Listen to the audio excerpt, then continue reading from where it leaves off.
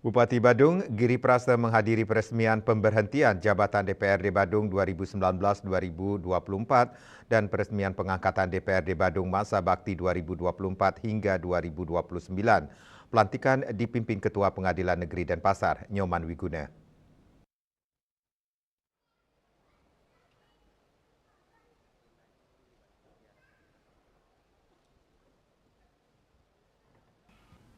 Usai menghadiri peresmian pemberhentian jabatan DPRD Badung 2019-2024 dan peresmian pelantikan DPRD Badung 2024-2029, Bupati Giri Prasta mengungkapkan pemilu bukan tujuan akhir melainkan jembatan untuk mencapai tujuan yang lebih besar, yaitu masyarakat yang tata titi tentram, kertarharja, gemah ripah loh jinawe, kehidupan politik yang kondusif dengan demokrasi yang bermartabat telah diperlihatkan oleh masyarakat Badung dalam pemilu DPRD RI, DPD RI, DPRD Provinsi, dan DPRD.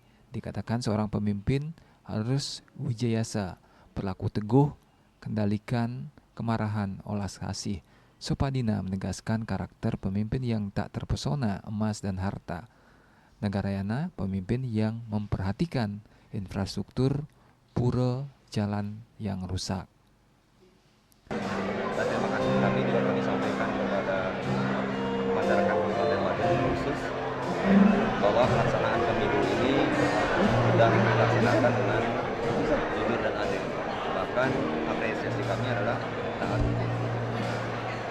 Oleh karena itu, sekali lagi kami menyampaikan terima kasih apresiasi yang selanjutnya bertalian dengan agenda sekarang ini adalah pelantikan anggota DPRD Kabupaten Badung yang baru 2024-2029 dan sekaligus juga peresmian pemberhentian anggota DPRD 2019-2024 khususnya untuk DPRD yang sudah mematikan dirinya lebih dari 5 tahun yang ada yang tidak seperti lagi. Kami terima kasih dan lain ikut membangun Kabupaten Badung dan semoga tetap mematikan dirinya dan kami tidak harapkan sekalipun tidak sebagai anggota DPRD.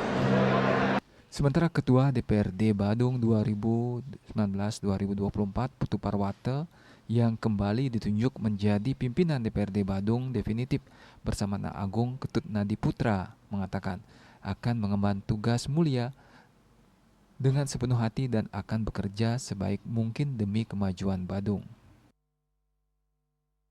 Mengandalkan semua mekanisme yang akan dibentuk di DPR di mengenai tata tertib, alat kelengkapan dewan, kemudian pemilihan pimpinan definitif dan semuanya ini kita lakukan dengan mekanisme yang ada sehingga benar-benar kursi daripada DPR ini bisa the right man in the right place.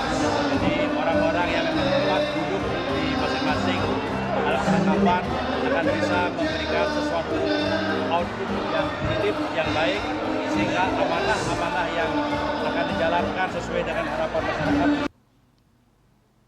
Pada pemilu lalu, Partai PDIP memperoleh kursi terbanyak yakni 27, Golkar urutan kedua dengan 12 kursi. Selanjutnya, Putu Parwata dan Anak Agung Ketut Nadi Putra akan menjadi pimpinan definitif yang memiliki tugas memimpin rapat-rapat DPRD, menyusun tata tertib, menyusun pimpinan DPRD definitif. Agus Diatmika, Bali TV.